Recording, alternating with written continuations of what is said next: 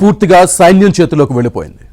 ఈ దేశ అధ్యక్షుడు ఉన్నా లేకపోయినా ఒకటేనన్న వాదన బలపడుతోంది. సుప్రీం లీడర్ సైతం ఇస్లామిక్ రివాల్యూషనరీ గార్డ్కో చెప్పినట్లు చేయాల్సిందేనా? ఇకపై హార్మూజ్ జలసంధిని మూసేస్తారా? టోల్ కడితేనే షిప్పులకే అనుమతిస్తారా? యుఎస్తో చర్చల్ని నిలిపివేసినట్లు తేల్చి చెప్పింది ఇరాన్. ఎందుకు ఈ పరిస్థితి వచ్చింది?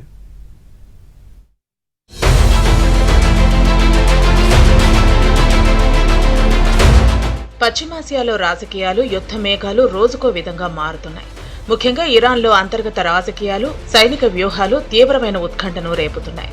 ఇరాన్ అధికారిక సైన్యం కన్నా అత్యంత శక్తివంతమైన ఇస్లామిక్ రెవల్యూషనరీ గార్డ్స్ దేశాన్ని తన కంట్రోల్లోకి తీసుకుంది. 1979లో కేవలం ఒక చిన్న పారామిలిటరీ దళంగా ఏర్పడిన ఐఆర్జీసీ ఇప్పుడు ఇరాన్ ఆర్థిక, రాజకీయ వ్యవస్థలను శాసించే దిశగా అమెరికా, ఇజ్రాయెళ్లపై దాడులు చేసే స్థాయికి చేరింది.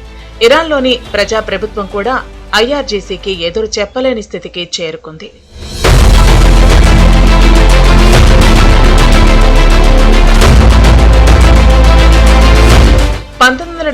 లో ఇరాన్ ఇస్లామిక్ విప్లవం తర్వాత నాటి సుప్రీం లీడర్ అయతొల్లా రుహెల్లా ఖొమేనీ ఈ ఐఆర్జీసీని స్థాపించారు. నాటి షా చక్రవర్తికి అనుకూలంగా ఉన్న సాధారణ సైన్యానికి ప్రతిగా విప్లవాన్ని రక్షించడానికి ఈ ప్రత్యేక దళాన్ని ఏర్పాటు చేశారు. 1980 నుంచి 1988 వరకు ఇరాన్, ఇరాక్ మధ్య యుద్ధం జరిగింది. ఈ 8 ఏళ్ల సుదీర్ఘమైన యుద్ధంలో ఐఆర్జీసీ దూకుడును ప్రదర్శించి ఆకట్టుకుంది. దేశాన్ని రక్షించేందుకు ఐఆర్జీసీ ముందుంటుందని నిరూపించుకుంది. 8 ఏళ్ల పాటు జరిగిన యుద్ధం తర్వాత ఈ ఐఆర్జీసీ కేవలం రక్షణ రంగానికి మాత్రమే పరిమితం కాకుండా ఇరాన్ ఆర్థిక వ్యవస్థను కంట్రోల్ చేసే స్థాయికి ఎదిగింది.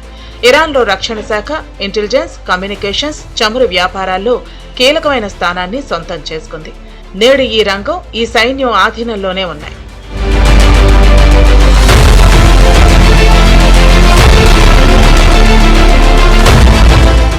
ఇరాన్ దేశాధినేత సుప్రీం లీడర్ అలీ ఖమేనీ నేతృత్వంలో ఐఆర్జీసీ అపరిమితమైన అధికారాలను సొంతం చేసుకుంది.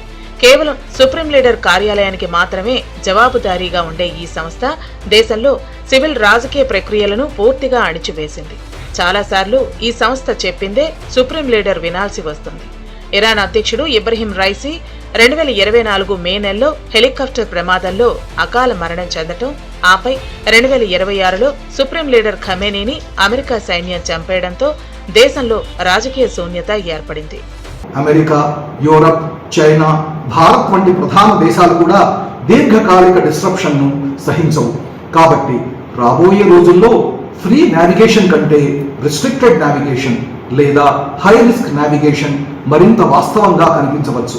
అంటే more security checks, higher insurance premiums, naval monitoring మరియు స్లోవర్ కమర్షియల్ మూవ్మెంట్ కొనసాగవచ్చు. ప్రపంచ ఎనర్జీ సెక్యూరిటీ పరంగా చూస్తే ఇది ఒక సీరియస్ వార్నింగ్. ఆయిల్ ప్రైసెస్ పై అప్వర్డ్ ప్రెషర్, ఎల్ఎన్జీ మార్కెట్స్ పై ఒత్తిడి, ఫ్రేట్ కాస్ట్ పెరుగుదల కనిపించే అవకాశం ఉంది. దాని ప్రభావం చివరికి transport cost, industrial input cost మరియు ఇన్ఫ్లేషన్ రూపంలో ప్రపంచ ఆర్థిక వ్యవస్థపై పడవచ్చు. భారత్ విషయానికి వస్తే పరిస్థితి ఆందోళనకరమైనదే, కానీ పానిక్ అవసరం లేదు. అయితే ఇంటర్నేషనల్ క్రూడ్ ప్రైసెస్ పెరిగితే మన దేశంలో కూడా పెట్రోల్, డీజిల్, ఏటీఎఫ్, ఫెర్టిలైజర్స్ మరియు లాజిస్టిక్స్ కాస్ట్ పై ప్రభావం తప్పదు. ఈ సంక్షోభం మనకు నేర్పుతున్న అతిపెద్ద పాఠం ఏమిటంటే కేవలం ఆయిల్ సెక్యూరిటీ సరిపోదు, కాంప్రిహెన్సివ్ ఎనర్జీ సెక్యూరిటీ అవసరం. సాధారణంగా ప్రజాస్వామ్య దేశాలలో లేదా సాధారణ ప్రభుత్వాలపై అంతర్జాతీయ ఒత్తిడి పనిచేస్తుంది. కానీ ఐఆర్జీసీ ఒక స్వతంత్ర సైనిక ఆర్థిక శక్తిగా మారటం వల్ల అంతర్జాతీయ ఆంక్షలను సైతం లెక్క చేయటం లేదు. అంతర్జాతీయ ఆంక్షలతో ప్రజలు ఏమైపోయినా పర్వాలేదు, తాము సేఫ్గా ఉంటే చాలనుకుంటోంది. ఇజ్రాయెల్, అమెరికాలపై నేరుగా క్షిపణి దాడులు చేయటం, సొంతంగా వ్యూహాత్మక నిర్ణయాలు తీసుకోవటం దీనికి నిదర్శనం. ఒక దేశం పూర్తిగా సైనిక కబంధ హస్తాల్లో చిక్కుకుంటే ఆ దేశ భవిష్యత్తు, అంతర్జాతీయ సంబంధాలు ఎంత దారుణంగా దెబ్బతింటాయో ఇరాన్ ప్రస్తుత పరిస్థితులు స్పష్టం చేస్తున్నాయి.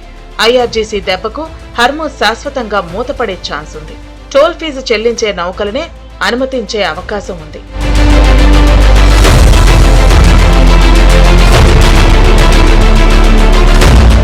మరోవైపు ఇరాన్ యుద్ధం పరిస్థితి మళ్లీ మొదటికొచ్చింది. ఇరాన్లోని రాడార్, డ్రోన్ కేంద్రాలపై అమెరికా వైమానిక దాడులు చేసింది. ప్రతిగా కువైట్లోని అమెరికా స్థావరాలపై ఇరాన్ క్షిపణులతో విరుచుకుపడింది. అయితే ఈ దాడులను అడ్డుకున్నామని రెండు దేశాలు ప్రకటించుకున్నాయి. లెబనాన్పై దాడులు కొనసాగితే కాల్పుల విరమణకు విఘాతం కలుగుతుందని, చర్చలను నిలిపేస్తామని ఇరాన్ హెచ్చరించింది. అయితే ఈ హెచ్చరికలను తాను లెక్క చేయబోనని అమెరికా అధ్యక్షుడు ట్రంప్ స్పష్టం చేశారు. అమెరికాతో ఇక చర్చలు లేవని తేల్చేసింది. దీంతో పశ్చిమాసియాలో పేటుముడి పడ్డట్లే.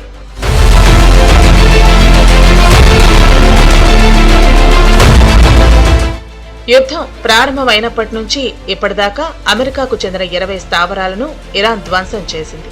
శాటిలైట్ చిత్రాల ద్వారా ఈ విషయం వెల్లడైంది.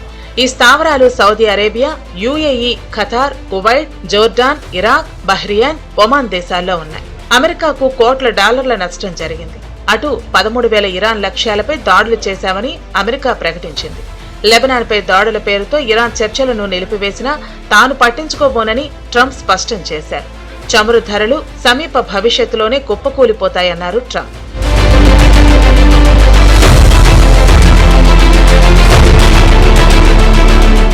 హర్మోస్తో పాటు ఎర్ర సముద్రంలోని బాబ్ ఎల్ మండేబ్ జలసింధిలోనూ ఇతర వ్యూహాత్మక పంథాలను అస్త్రాలుగా మార్చి ఇజ్రాయెల్, దానికి మద్దతు ఇస్తున్న దేశాలను ఆర్థికంగా, సైనికంగా శిక్షించాలని ఇరాన్ కూటమి నిర్ణయించింది. ఈ పరిణామాలు అంతర్జాతీయ చమురు సరఫరాకు ఆటంకంగా మారనున్నాయి.